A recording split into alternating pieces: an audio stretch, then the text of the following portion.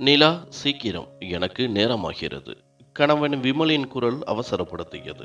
நான் ஆழ்ந்த உறக்கத்தில் இருந்தேன். இரவிலிருந்தே உடல் முழுவதும் ஒருவித அசௌகரியம். உடல் வலி, காய்ச்சல் போன்ற உணர்வு. கண்களில் எரிச்சல், நீர் வடிதல், தலைவலி என உடல் நொறுங்கி போயிருந்தது. மிகுந்த சிரமப்பட்டு கண்களை திறந்தேன். கணவன் விமலிடம், விமல், எனக்கு உடம்பு சரியில்லை போல இருக்கு என்றேன். என் முகத்தை பார்த்து அவர் எந்த உணர்ச்சியும் இல்லாமல் என் நெற்றியில் கை வைத்தார். நிலா, சும்மா லேசான காய்ச்சல் தானே, எழுந்திரு. நீ இல்லாமல் என்னால் ரெடியாக முடியாது என்று உனக்கு தெரியாதா என்று என் கையை பிடித்து இழுத்தார். ஒரு மாத்திரை போடு, சரியாகிவிடும் என்று என் தோளை தட்டிவிட்டு தன் துண்டை எடுத்துக்கொண்டு குளியல் அறைக்குள் நுழைந்தார். நான் விரிந்திருந்த கூந்தலை சிரமப்பட்டு பின்னி ஒரு கொண்டையாக போட்டுக்கொண்டேன். எழுந்து நின்று அலமாரியிலிருந்து அவரது அலுவலக உடைகளை எடுத்தேன். என் தோள்களை என் கைகளால் பிடித்து கொண்டேன். காரணம், இன்னும் முடியவே முடியாத வேலைகளின் தொடக்கம் அது. நான் ஒரு பெரிய பணக்கார குடும்பத்தைச் சேர்ந்தவர் அல்ல. ஆனால் என் அப்பா அம்மாவுக்கு ஒரே செல்ல மகள். என்னை ஒரு இளவரசி போல வளர்த்தார்கள். உண்மையில் என் அப்பாவுக்கு நான் மிகவும் செல்லப்பிள்ளை. ராணி என்றுதான் கூப்பிடுவார். சில சமயம் என் அம்மா அப்பாவிடம் சண்டையே போடுவார். பெண்ணை ஏன் இவ்வளவு செல்லம் கொடுத்து வளர்க்கிறீர்கள்? இன்னொரு வீட்டிற்கு போனால் மாமியார் சமைத்து போடுவார்களா என்ன என்று கேட்பார். அதற்கு என் அப்பா, என் மகள் என் வீட்டில் இருக்கும் வரை ராணியாகத்தான் இருப்பாள். அவள் ஆட்சி செய்யட்டும். கடவுள் அருளால் அடுத்த வீட்டிலும் அவள் ராணியாகவே இருப்பாள் என்றார். அப்பாவின் நினைவுகள் என் முகத்தில் ஒரு புன்னகையை வரவழைத்தன. அப்போதுதான் என் மூளையில் மணி அடித்தது. என் மாமியாருக்கு சர்க்கரை நோய் உள்ளது. அவர் காலை மாத்திரையை சாப்பிட்டால்தான் காலை உணவை உண்பார். நான் வேகமாக அறையை விட்டு வெளியே ஓடினேன். அவர் தன் அறையில் மாத்திரையை தேடிக்கொண்டிருந்தார். நான் விரைந்து சென்று அவர் கால்களில் விழுந்து ஆசீர்வாதம் வாங்கினேன். பிறகு அவரது மாத்திரையை தேடி எடுத்து அவரிடம் கொடுத்தேன். பசியில் உயிர் போகிறது, நேரமாகிவிட்டது பார்த்தாயா? மாத்திரை சாப்பிட்ட பிறகு 15 நிமிடம் கழித்து தான் சாப்பிட முடியும் என்று சொன்னார். நான், அத்தை, என் உடல் முழுவதும் வலியாக இருந்தது, காய்ச்சல் வருவது போல என்றேன். இந்த காலத்து பெண்களுக்கு இதுதான் பெரிய பிரச்சனை. 4 வேலைகளை அதிகமாக செய்தால் உடனே உடல்நிலை சரியில்லாமல் போகும். நாங்கள் எல்லாம் ஒட்டுமொத்த குடும்பத்தையே தனியாக சமாளித்தோம் என்று சொன்னார். சரி, போய் சீக்கிரம் காலை உணவை தயார் செய் என்று அவசரப்படுத்தினார். அத்தை, 2 நிமிடம் என்று கூறிவிட்டு நான் வேகமாக சமையல் அறைக்கு ஓடினேன். உடல் வலி இன்னும் குறையவில்லை. எழுந்ததும் வலி மாத்திரை சாப்பிட்டிருந்தேன். ஆனாலும் வலி அப்படியே இருந்தது. நான் மாமியாருக்கு காலை உணவை கொண்டு சென்று கொடுத்து கொண்டிருந்த போது என் காதுகளில் விமலின் கோபம் ஒலித்தது. நிலா, என் டை எங்கே? நான் அவருடைய டை எடுத்து வைக்க மறந்துவிட்டேன். இதோ வருகிறேன் என்று சொல்லிவிட்டு மாமியாருக்கு தட்டு, காஃபி, கோப்பை எல்லாம் வைத்துவிட்டு வேகமாக அறைக்கு ஓடினேன். உண்மையில் விமலின் டை அலமாரியில் கண்ணுக்கு எதிரே தான் இருந்தது. ஆனால் அவருக்கு எதிரே இருக்கும் பொருட்கள் கூட தெரியாது. அவர் என்னைத்தான் கூப்பிடுவார். நான் அவரிடம் டையை கொடுத்தபோது போட்டுவிடு என்றார். விமல், எனக்கு உடம்பு சரியில்லை, நீயே ஏதாவது செய்யக்கூடாதா என்று கேட்டேன். இருந்தாலும் டை போடுவதற்காக அவரை நெருங்கினேன். அவர் தனது 2 கைகளையும் என் இடுப்பில் வைத்து என்னை நெருங்கினார். மை ஸ்வீட் ஹார்ட், டை கட்டுவது ஒரு சாக்குதான். அலுவலகத்திற்கு போவதற்கு முன்னால் உன்னிடம் கொஞ்சமாவது கொஞ்சுவதற்கு ஒரு வாய்ப்பு கிடைக்கிறது. அதனால் என் மனம் புத்துணர்ச்சி அடைகிறது. பிறகு அலுவலகத்தில் என் நேரம் நன்றாக செல்லும் என்றார். போதும் போதும், இப்படியே அதிகம் பேச வேண்டாம். என்னை விடு, ஏற்கனவே உடம்பு சரியில்லை, அதுவும் நன்றாக இல்லை என்றேன். என் பேச்சை கேட்டு பிறகு என்னை விட்டுவிட்டு கண்ணாடியில் தலை செய்வத் தொடங்கினார். நான் விமலை விரும்பி திருமணம் செய்து கொண்டேன். நாங்கள் இருவரும் ஒரே அலுவலகத்தில் பணிபுரிந்தோம்.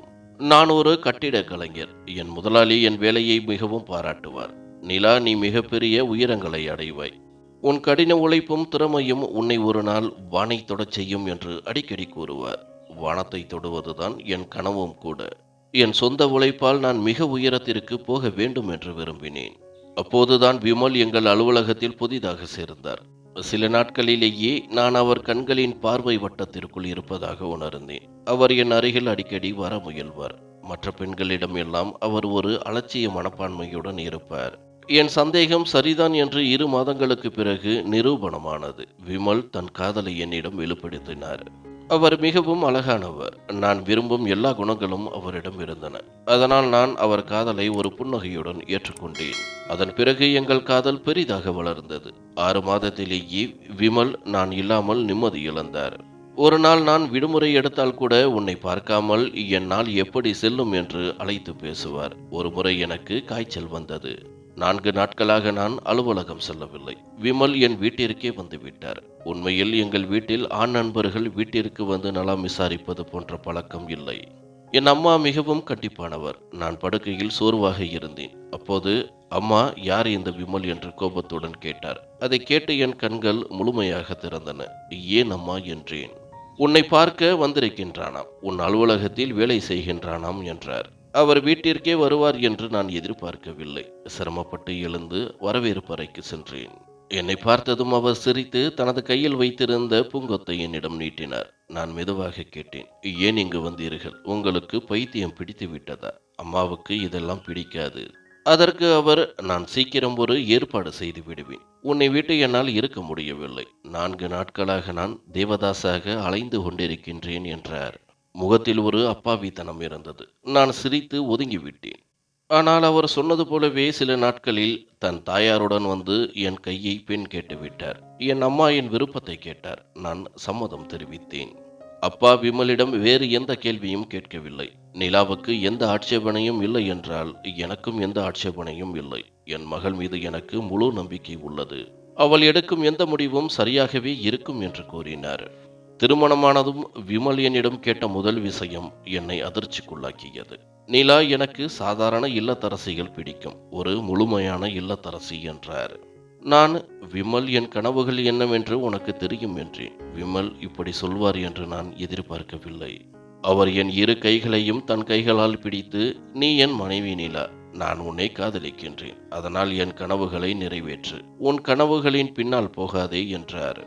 அந்த நேரத்தில் அவரது கண்களில் ஒரு தீவிரம் உச்சத்தில் இருந்தது. அதனால் நானும் அமைதியாக இருந்தேன். அவர் எனக்கு நிறைய அன்பு கொடுத்தார் என்பதை நான் ஒப்புக்கொள்கிறேன். ஆனால் பதிலுக்கு என்னிடம் நிறைய விஷயங்களை கேட்டுவிட்டார். நான் முதலில் என் வேலையை விடும்படி சொன்னார். அவருக்கு இல்லத்தரசிகள் தான் பிடித்திருந்தது.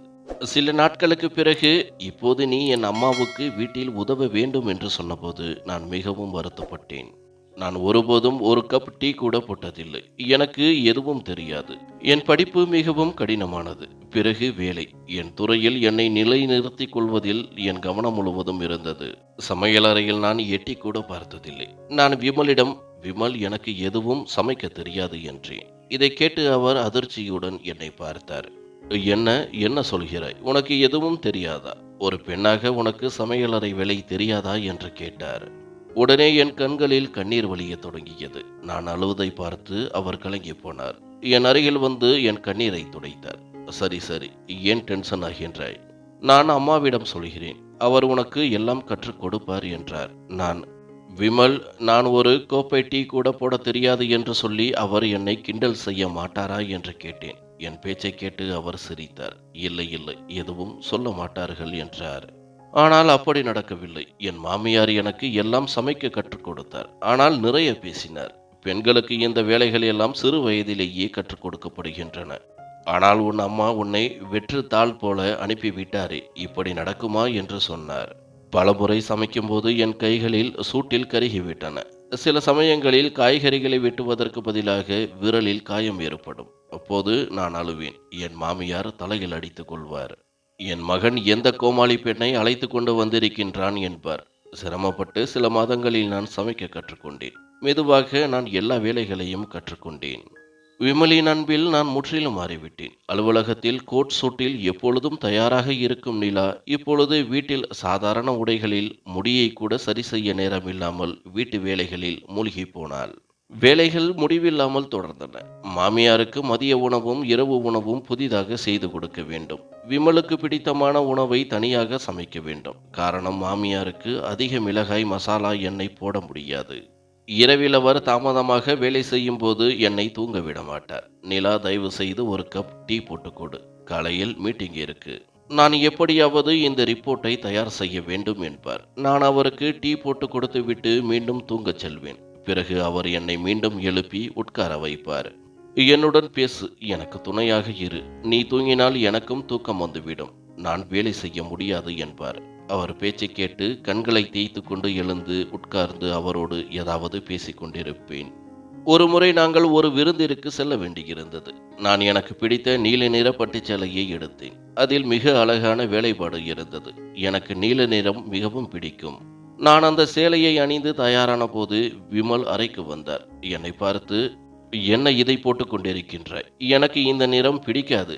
மாற்றிவிட்டு வா" என்றார். நான், "விமல், எனக்கு இந்த நிறம் பிடிக்கும்" என்றேன். அவர் என்னை பார்த்து, "என்ன இது? எனக்கு இந்த நிறம் பிடிக்காது. மாற்றிவிடு" என்றார். நான், "விமல், இந்த நிறம் எனக்கு பிடிக்கும். எல்லோரும் என்னை பாராட்டுகிறார்கள்" என்றேன். அவர், "எனக்குத்தான் பிடிக்கவில்லையே. தயவு செய்து இதை மாற்றிவிட்டு வா. உன்னை பார்த்தால் எனக்கு எரிச்சலாக இருக்கிறது. நான் கடந்த வாரம் வாங்கி தந்த கருப்பு நிறச் சேலையை போடு. அதில் நீ மிகவும் அழகாக இருப்பாய்" என்றார். உடனே நான் என் உடைகளை மாற்றிக்கொண்டேன். எங்கள் திருமணமாகி 2 ஆண்டுகளாகிவிட்டன. இந்த 2 ஆண்டுகளில் எனக்கு பிடித்த நிறம் எது என்று கூட மறந்துவிட்டேன். விமலுக்கு பிடித்த நிறம் எது, உணவில் என்ன பிடிக்கும், எந்த குணம் அவருக்கு பிடிக்கும், எது பிடிக்காது என்பது மட்டும் எனக்கு தெரியும். அவர் பற்றிய எல்லா விஷயங்களும் எனக்கு தெரிந்திருந்தன. ஆனால் என் தனித்துவம் முற்றிலும் அழிந்துவிட்டது. நான் ஒரு முழுமையான இல்லத்தரசியாக மாறிவிட்டேன். இப்போது சாதாரண கோடு போடுவது கூட என் மூளையால் முடியவில்லை. என்னால் வரைய முடியவில்லை. எல்லாவற்றையும் மறந்துவிட்டேன். வீட்டு வேலைகளுக்கு பழகிப் போனேன். எல்லா வேலைகளையும் வேகமாக செய்து முடிப்பேன். ஆனால் அன்று காய்ச்சல் வந்ததால் ஒருவேளை விடுமுறை கிடைக்கும் என்று நினைத்தேன். ஆனால் விமல், "காய்ச்சலுக்கு ஒரே மருந்து இதுதான். இதை குடிக்க வேண்டும். இன்று இரவு என் நண்பர்கள் வருகிறார்கள். நன்றாக டீ தயார் செய்து வை" என்று காய்ச்சல் மாத்திரையை என்னிடம் கொடுத்தார். நான் சோர்வாக ஒரு பெருமூச்சு விட்டேன். ஒருவேளை இல்லத்தரசி என்பது உலகில் விடுமுறை இல்லாத ஒரே வேலை. விமலின் நண்பர்களுக்காக நன்றாக ஏற்பாடுகள் செய்தேன். விமலின் முதலாளியும் வர இருந்தார். விமலுக்கு பதவி உயர்வு கடிதம் வர இருந்தது. சம்பளமும் உயரப் போகிறது. "நீயும் தயாராக இரு. என் நண்பர்களின் மனைவிகளும் வருவார்கள்" என்று விமல் என்னிடம் சொல்லிவிட்டு சென்றார். விமலுக்கு பிடித்த நேரத்தில் சேலை அணிந்து தயாரானேன். உணவு தின்பண்டங்கள் எல்லாம் தயாராக இருந்தன. இரவு மாத்திரையின் விளைவு குறைந்தபோது மீண்டும் காய்ச்சல் வருவதைப் போல உணர்ந்தேன். மீண்டும் மாத்திரை போட்டுக்கொண்டு மற்ற வேலைகளை செய்தேன். விமல் இரவு நண்பர்களுடன் வீட்டிற்கு வந்தார். பல வருடங்களுக்கு பிறகு என் அலுவலக நண்பர்களை பார்த்தேன். எல்லோரும் எங்கள் வீட்டில் இருந்தனர். என் சமையலை பாராட்டினார்கள். முதலாளியும் மகிழ்ச்சியாக இருந்தார். "நிலா, நீ உன் கனவில் சாதனை படைக்கவில்லை. ஆனால் இல்லத்தரசி என்ற பதவியில் உன் திறமையை நிலைநாட்டிவிட்டாய்" என்றார். "உண்மையில் நீ இன்னும் 2 ஆண்டுகள் அலுவலகத்தில் இருந்திருந்தால் இந்த பதவி உயர்வு உனக்குத்தான் கிடைத்திருக்கும். நீ பல வருடங்களாக கடுமையாக உழைத்தாய். ஆனால் விமல் அதையெல்லாம் வீணடித்து விட்டான்" என்றார். நான், "சார், பரவாயில்லை. விமல் வெற்றி பெற்றாலும் அது என் வெற்றிதான்" என்றேன். முதலாளி, "அவன் உன்னை வெற்றி பெற முடியாது என்று தெரிந்ததால் தான் உன்னை திருமணம் செய்து வீட்டிற்குள் உட்கார வைத்து விட்டான் என்று நினைக்கின்றேன். இந்த பதவி உயர்வுக்கு உண்மையான தகுதியானவர் நீதான்" என்றார். விமல் முதலாளி சொன்னதை கேட்டுவிட்டான். அவன் வேகமாக அங்கு வந்து முதலாளியுடன் வாக்குவாதத்தில் ஈடுபட்டான். "ஏன் என் மனைவியின் மனதை குழப்புகிறீர்கள்? ஒரு பெண் வீட்டிற்குத்தான். எவ்வளவு படித்தாலும் எதுவாக மாறினாலும் திருமணத்திற்கு பிறகு அவளுக்கு வீடு குழந்தைகள் தான் முக்கியம்" என்று சொன்னான். முதலாளி, "நான் உன் கருத்துடன் உடன்படவில்லை. இன்று நீ எந்த பதவியில் இருந்தாலும் எந்த உயரத்தை தொட்டாலும் அதற்கு காரணம் நீ திருமணத்திற்கு பிறகு நிலாவை வீட்டிற்குள் உட்கார வைத்ததுதான். இல்லையென்றால் இன்று உன் இடத்தில் நிலா இருந்திருப்பாள்" என்றார். விமலுக்கு இது பிடிக்கவில்லை. அவன் முதலாளியுடன் சண்டையிட்டான். சண்டை பெரிதாகியது. "போதும், விடுங்கள்" என்று நான் இருவரையும் சமாதானப்படுத்த முயன்றேன். ஆனால் விமல் கட்டுப்பாட்டை இழந்தார். அவர் முதலில் முதலாளியுடன் வார்த்தை சண்டையில் ஈடுபட்டார். நான் அவரை பின்னுக்கு தள்ளினேன். "ஏன் சண்டையை வளர்க்கிறீர்கள்?" என்றேன். அடுத்த வினாடி நான் அதிர்ச்சியில் உறைந்து போனேன். நான் அதை எதிர்பார்க்கவில்லை. அவர் என்னிடம் வந்து என் முகத்தில் ஒரு பலமான அறை விட்டார். "என்னை தள்ள உனக்கு எவ்வளவு தைரியம்? உன் நிலைமையை மறந்து விட்டாயா? நீ என் மனைவி. என்னை தாண்டி நீ ஒருபோதும் உயரத்திற்கு போக முடியாது" என்றார். அவர் கோபத்தில் இன்னும் ஏதாவது சொல்வதற்கு முன் என் அலுவலக நண்பர்கள் இடையில் புகுந்து விமலை வெளியே அழைத்துச் சென்றனர். நான் அதிர்ச்சியில் திகைத்து நின்றேன். நான் எதுவும் சொல்லவில்லை. என் வாய் திறந்தே இருந்தது. விமல் அடித்த அடியில் என் முதலாளியும் அதிர்ந்து போனார். அனைவரும் என்னையே பார்த்து கொண்டிருந்தனர். 2 நிமிடங்களில் விமல் என்னை கேலி பொருளாக மாற்றிவிட்டார். அவ்வளவு பெரிய விஷயம் இல்லை என்றாலும் அவர் கோபத்தை இவ்வளவு வெளிப்படுத்த வேண்டிய அவசியமில்லை. அன்று விமல் என் கன்னத்தில் அல்ல, என் சுயமரியாதையில் பலமான அறை விட்டார். எல்லோரும் சென்று விட்டனர். நான் அங்கேயே நின்றேன். சிறிது நேரம் கழித்து அவர் வீட்டிற்குள் நுழைந்தார். என்னை கோபமாக பார்த்தபடி அறைக்குள் சென்றார். நான் அங்கேயே சோஃபாவில் அமர்ந்து அழுதேன். காலை வரை வரவேற்பறையிலேயே அமர்ந்து அழுது கொண்டிருந்தேன். அன்று நான் மாமியாருக்கு காலை உணவு செய்யவில்லை. எந்த வீட்டு வேலையும் செய்யவில்லை. விமல் காலை 10 மணிக்கு எழுந்தார். கோபமாக என்னை பார்த்தபடியே வீட்டை விட்டு வெளியேறினார். நான் என் மாமியாரிடம் நடந்ததை சொன்னபோது, கோபத்தில் ஏதாவது சொல்லியிருப்பான். அதையே நினைத்து கொண்டிருக்காதே. போய் மாத்திரையை கொடு. பிறகு காலை உணவு செய். அவன் வந்தால் நான் திட்டுகிறேன் என்று சொன்னார். அவர் பேச்சை கேட்டு எனக்கு இந்த விஷயத்தை பற்றி மறக்க முடியவில்லை. என் மனம் முழுவதும் அந்த அறையில்தான் இருந்தது. நான் எப்போதும் போல் எல்லா வேலைகளையும் செய்தேன். ஆனால் என் மனதிலிருந்து அந்த அறையின் வடு மறையவில்லை. இரவு விமல் வீட்டிற்கு திரும்பினார். நான் சமையலறையில் ரொட்டி செய்து கொண்டிருந்தேன். சரி, இப்போது பிரச்சனை தீர்ந்துவிட்டது. முதலாளி மிகவும் கோபமாக இருந்தார். இரவு நடந்த சண்டையால் அவர் என்னை வேலையிலிருந்து நீக்கிவிடுவார். ஆனால் என் நண்பர்கள் முதலாளியிடம் மன்னிப்பு கேள், அவர் உன்னை மன்னித்து விடுவார், உன் பதவி உயர்வும் கிடைத்துவிடும் என்று சொன்னார்கள். முதலாளி மிகவும் நல்லவர். நான் முதலாளியிடம் மன்னிப்பு கேட்டேன். அவர் மன்னித்து விட்டார். இப்போது எல்லாம் சரியாகிவிட்டது. நீ சீக்கிரம் ரொட்டி செய், எனக்கு மிகவும் பசிக்கிறது என்றார்.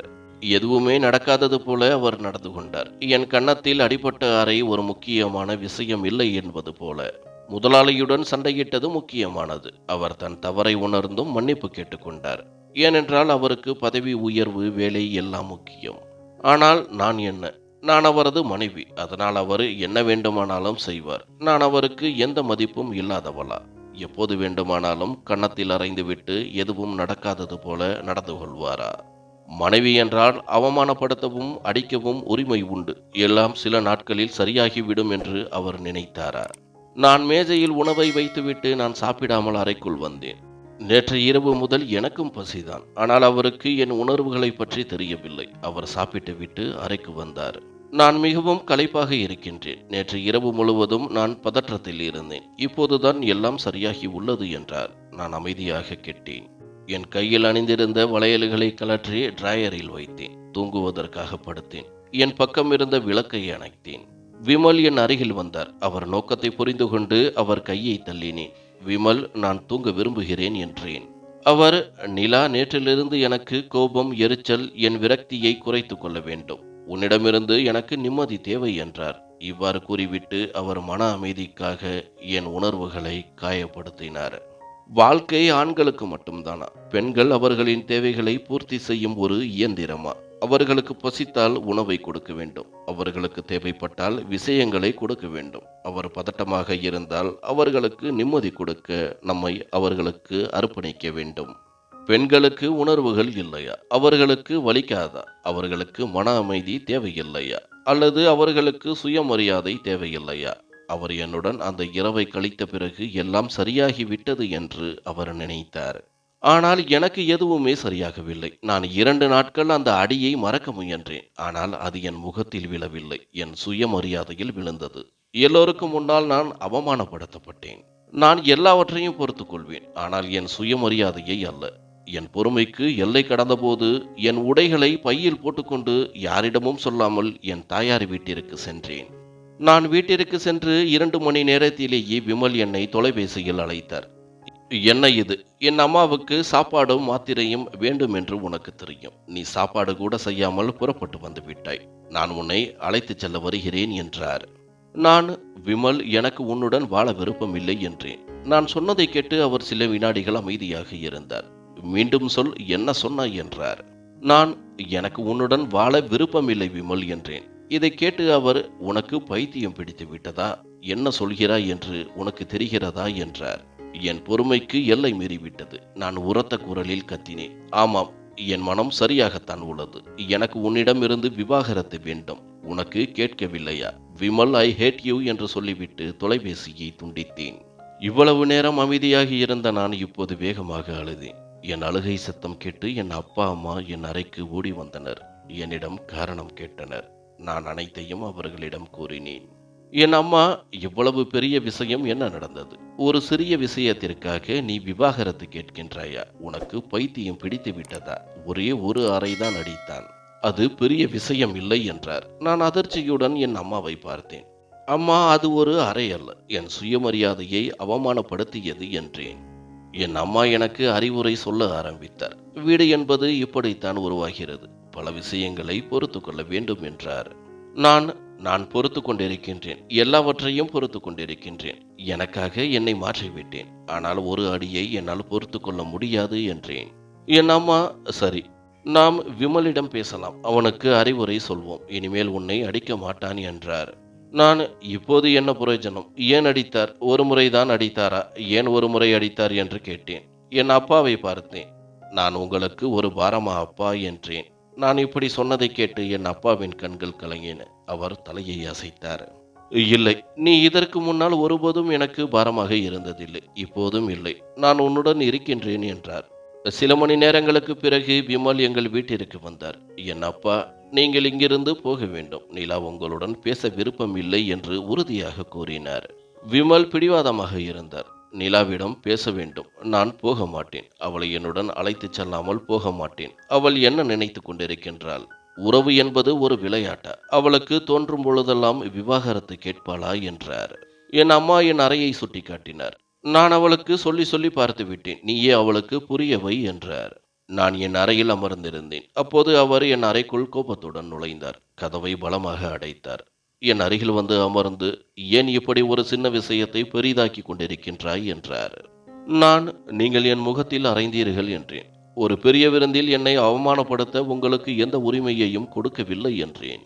அவர், நான் வேறு யாரும் அல்ல, உன் கணவன். அந்த நேரத்தில் நான் கோபமாக இருந்தேன், அதனால் திடீரென உன்னை அறைந்து விட்டேன். இது அவ்வளவு பெரிய விஷயம் இல்லையே என்றார். நான், என்னை அடிக்க உங்களுக்கு யார் அதிகாரம் கொடுத்தது? என் கணவருக்கு கூட அந்த உரிமையை கொடுக்கவில்லை. எனக்கு உன்னுடன் வாழ விருப்பமில்லை, எனக்கு விவாகரத்து வேண்டும் என்றேன்.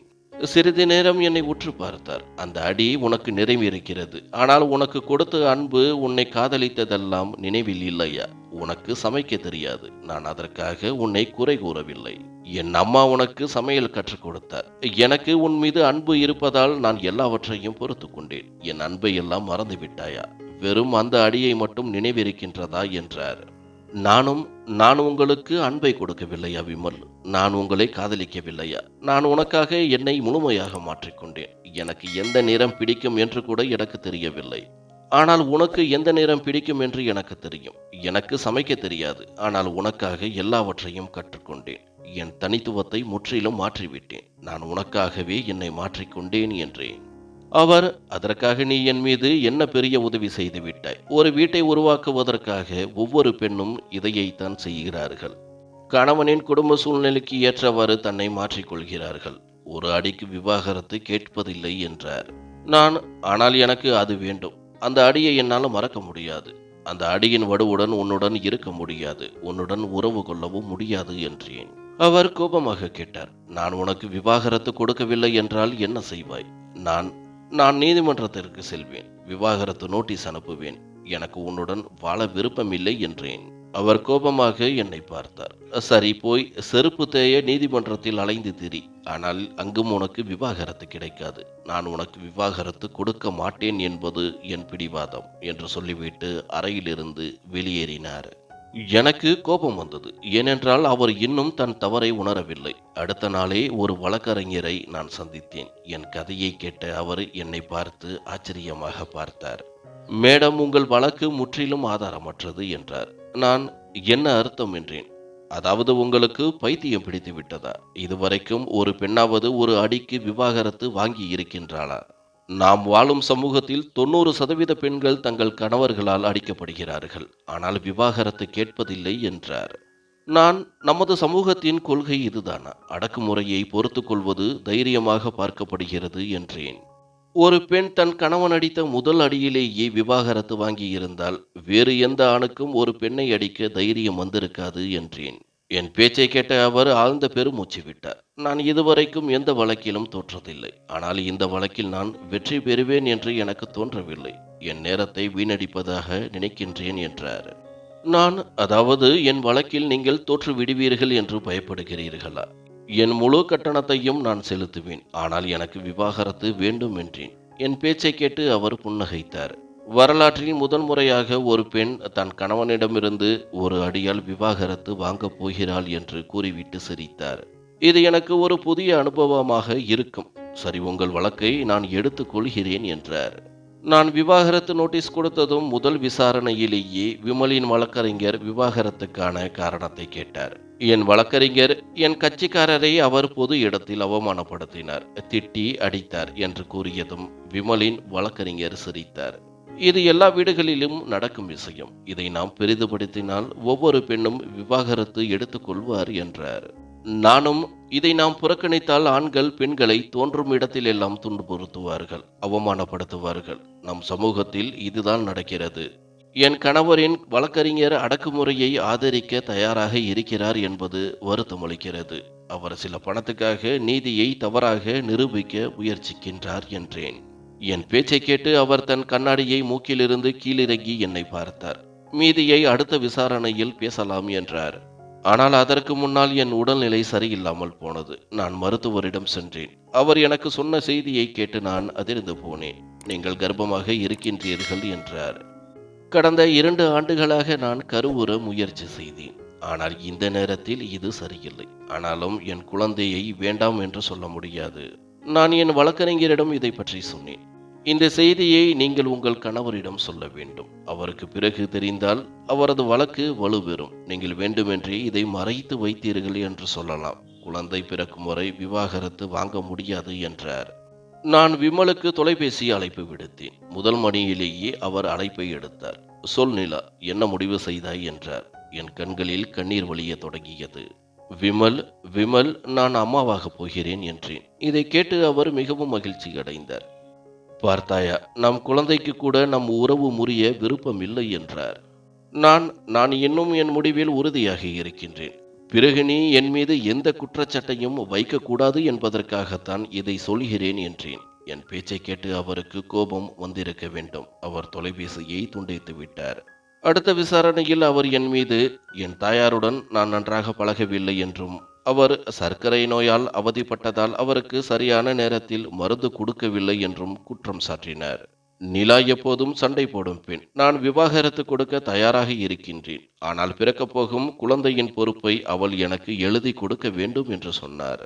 அவருக்கு எனக்கு குழந்தைகள் மீது எவ்வளவு பாசம் என்று அவருக்கு தெரியும். அதனால் நான் ஒருபோதும் என் குழந்தையை அவருக்கு கொடுக்க மாட்டேன் என்று அவருக்கு தெரியும். அதனால்தான் இந்த திட்டத்தை போட்டார். இதை நீதிபதி கேட்டதும், 9 மாதங்கள் எந்த முடிவும் எடுக்க முடியாது. குழந்தை பிறந்த பிறகுதான் இந்த வழக்கில் ஒரு முடிவு எடுக்கப்படும். குழந்தையின் பிறப்பு செலவுகள் அனைத்தையும் விமல் ஏற்க வேண்டும் என்றார்.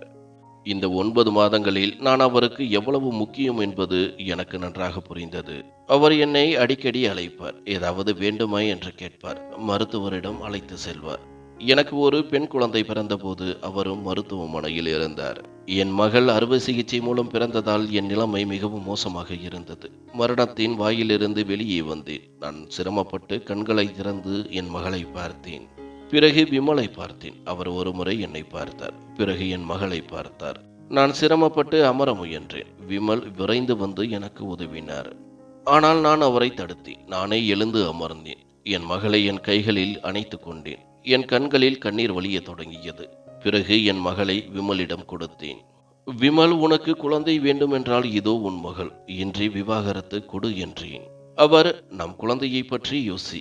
அவளால் தாய் தந்தை இல்லாமல் இருக்க முடியுமா என்றார். நான், அதற்காகத்தான் யோசிக்கின்றேன். என் கன்னத்தில் விழுந்த அறை நாளை என் மகளின் கணவனும் அவளை அடிப்பான். நான் இன்று பொறுத்து கொண்டால் நாளை உன் மகளும் பொறுத்து கொள்ள வேண்டும் என்றேன். இதை கேட்டு அவர் கண்களில் கண்ணீர் வழிய தொடங்கியது. அவர் தன் 2 கைகளையும் என் முன் குவித்து, நிலா, என்னை மன்னித்து விடு. அது என் தவறு. நான் என் தவறை உணர்ந்து கொண்டேன். இனி ஒருபோதும் உன் மீது கை வைக்க மாட்டேன். நான் ஒரு பெரிய தண்டனையை அனுபவித்து விட்டேன் என்றார். நான், இவ்வளவுதான் விஷயம் விமல். இதை நீங்கள் முன்னரே சொல்லியிருந்தால் நான் அப்போதே உங்களுடன் திரும்ப வந்திருப்பேன். இந்த தவறைத்தான் நான் உங்களுக்கு உணர்த்த விரும்பினேன் என்றேன். என் கண்களிலும் கண்ணீர் வழிந்தது. அவருக்கு தன் தவறு தாமதமாக புரிந்தது. ஆனால் குறைந்தபட்சம் அவருக்கு புரிந்தது. அவர் மீண்டும் என் மீது கை வைக்க மாட்டார். ஒரு பெண் அடி வாங்குவதற்காக பிறக்கவில்லை. விமல் தன் தவறை உணர்ந்து கொண்டதை நிலா உணர்ந்தாள். அவள் கண்ணீர் வழிய அவனை பார்த்தாள். அவள் கண்களிலும் அதே வருத்தம். அப்போதுதான் உணர்ந்தாள், தான் ஒரு அடிக்கு விவாகரத்து கேட்கவில்லை. தன் சுயமரியாதைக்காக போராடினாள். அந்த போராட்டம்தான் விமலின் கண்ணை திறந்து வைத்திருக்கிறது. அவள் அவனது மன்னிப்பை ஏற்றுக்கொண்டாள். இந்த கதையின்படி ஒரு பெண் தன் கண்ணியத்தை காக்க போராட வேண்டும் என்பதை நிலா உணர்த்துகிறாள். ஒரு அடி என்பது உடல் வலி மட்டுமல்ல, அது ஒரு பெண்ணின் சுயமரியாதையையும் மன வலிமையையும் உடைக்கும் ஒரு செயல். அதை பொறுத்து கொண்டால் அது தொடர்கதையாகிவிடும். உங்கள் கருத்து என்ன? ஒரு பெண் தன் கணவன் அடித்த முதல் அடியிலேயே வீட்டை விட்டு வெளியேற வேண்டும் என்று நினைக்கின்றீர்களா? இல்லை, அவள் பொறுமையாக இருந்து தன் கணவனை திருத்த முயல வேண்டும் என்று நினைக்கின்றீர்களா? உங்கள் மேலான கருத்துக்களை கமெண்ட் பாக்ஸில் பகிருங்கள். உங்கள் கருத்து பார்ப்பவர்களுக்கு முன் உதாரணமாக இருக்கலாம். நன்றி.